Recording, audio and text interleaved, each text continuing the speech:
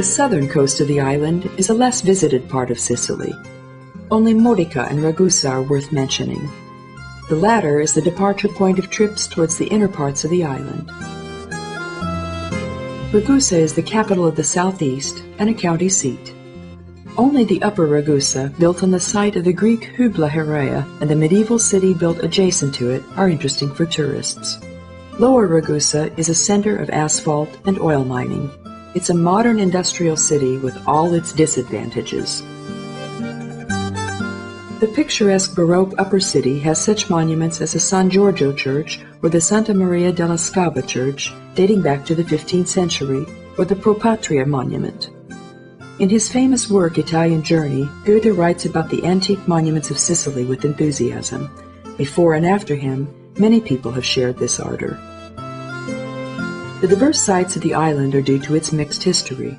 The native Sicans were conquered by Punic and Greek people. In 212 BC, they were followed by the Romans, who made the island their independent provincia. 1,000 years later, Saracens, that is, Arabian people, arrived. They were beat by the Norman of French origin.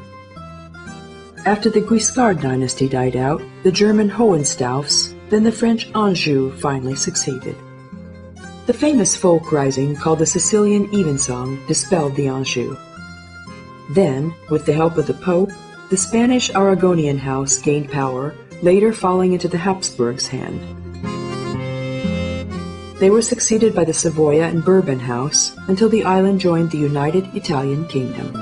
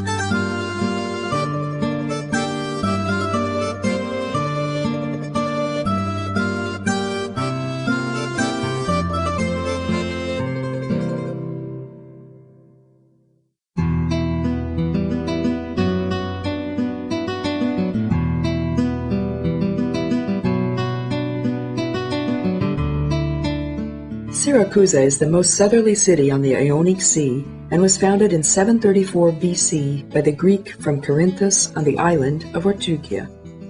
During its heyday, it was 3 times as big as it is today.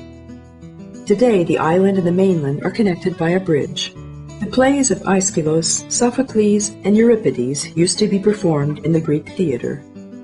Today, we can adore the sunset from its semicircle benches. Archimedes controlled the technical defense of Siracusa, besieged by the Romans with catapults and, among other things, parabola mirrors. The scholar was killed by a Roman soldier who didn't care about Archimedes' famous saying, "Don't disturb my circles." The scholar's tomb is alleged to be near Latomia del Paradiso, a quarry. The huge chasm-like quarry with its collapsed top became well known when 7,000 prisoners of war were imprisoned here. Dionysius Tyrannus heard the prisoners talking to each other in an echoing cave, and the cave has been called Dionysus' Ear ever since.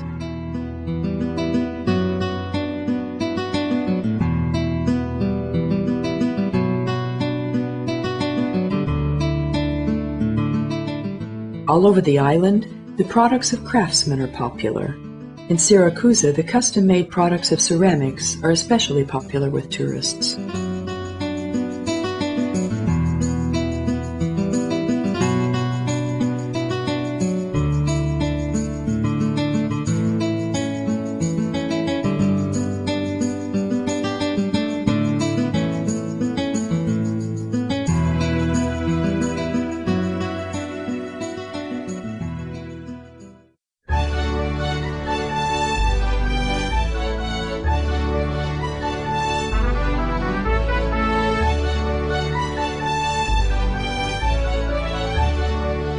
The ships going to Malta set off from the harbor of the city.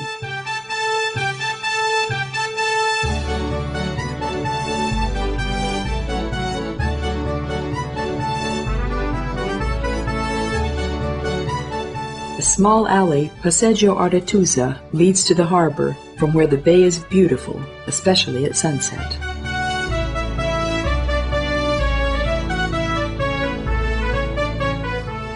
The main square is decorated by a spectacular Diana fountain dating back to 1906.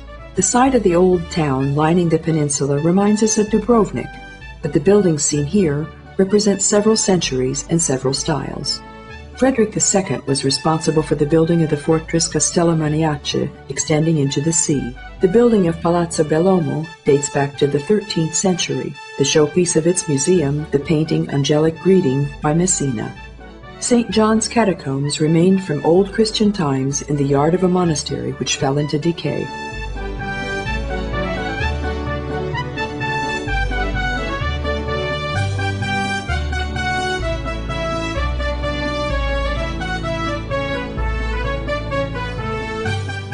The minster was built on the site of a Minerva church, partly using its remainders.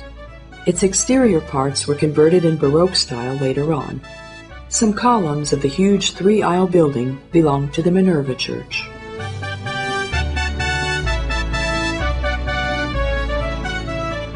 In the chapel, we can see the silver sculpture of St. Lucia, who scratched out her own eyes because one of her admirers complimented them.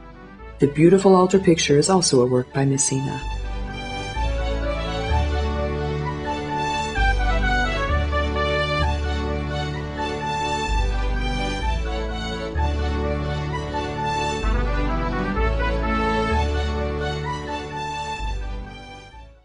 Syracuse boasts everything that the other cities of Sicily have. Syracuse can hold its own with any other city of Sicily. There's an excavation, an archaeological museum, the Apollo Sanctuary and Cathedral, a Greek theater and Roman amphitheater, Gothic fortress, and medieval catacombs. But it has something that no other Sicilian cities have.